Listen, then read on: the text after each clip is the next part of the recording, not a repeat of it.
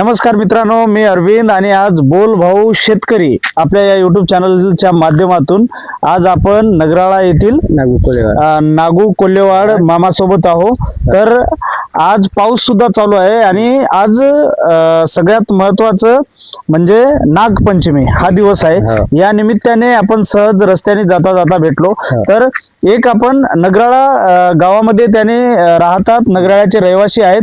तर नगराळा मध्ये आपल्याला म्हणजे सध्या नगराळामध्ये काय सुविधा वगैरे काही शासनाकडून काही येत आहे का, काही मिळत आहे का, याबद्दल काय म्हणणार? काही समस्या आहे का आपल्या गावची? चांगला आहे, व्यवस्थित आहे, सगळे व्यवस्थित आहे का नाही? मग सध्या आपलं शेतामध्ये काय कापूस चालू आहे। तर या वर्षी पुढे भाव देणार असं राज्य सरकार, तुम्हाला वाटते का की राज्य सरकार वा आता कर्जमाफी केली आहे, तर कर्जमाफी तर पुढे भाव मिळेल का? माफी केला आहे, पुढे जाऊन काय का?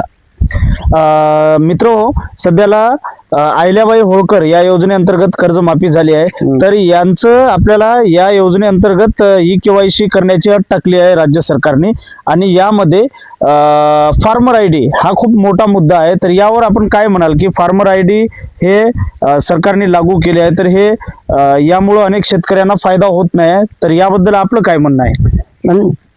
जे म्हणता म्हणता की नाही ते निघत नाही, सरकार सांगते काय लोक निघाली, काय लोक निघाले नाही, त्याच्या लोक केवायसी म्हणते केवायसी फार्म ऐकून केवायसी होत नाही। तर याबद्दल मुद्दा काय का आपला सांगा, यावर सरकारनं काय करावं किंवा फार्मर आयडी काय बंद करावं की फार्मर आयडी लोकांना मिळालं पाहिजे, असं काय उपाय? नाही आता काय असलं तर ते नियमानं काढावर नंतर काय बंद करा, ते आपल्याला सांगू शकत नाही, आपल्याला समजत नाही।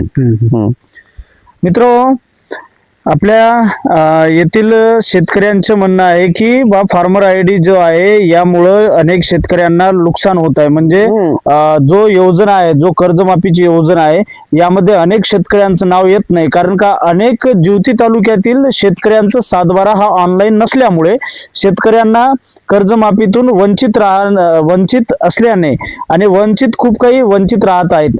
तर असं त्यांचं म्हणणं आहे। तर खरोखरच ही अट जी आहे जिवती तालुक्यासाठी ही वगळण्यात यावं। मागच्या वेळेस पीक विमा भरण्यात आलं, तर फार्मर आयडी मुळे अनेक नागरिकांना सुविधाचं लाभ, योजनेचा लाभ मिळाला नाही, यासाठी फार्मर आयडी ही योजना रद्द करावी असं आपलं म्हणणं आहे। नाही ते आम्ही 2 वर्ष पीक विमा भरले, 2-3 वर्ष भरले, त्यामुळे पीक विमा नाही भेटलं। अच्छा, म्हणजे पीक विमा भेटला नाही? भेटलं। अच्छा, यावर्षी भरले का पीक विमा? नाही भरला मी यावर्षी का नाही भरले? नाही, 2-3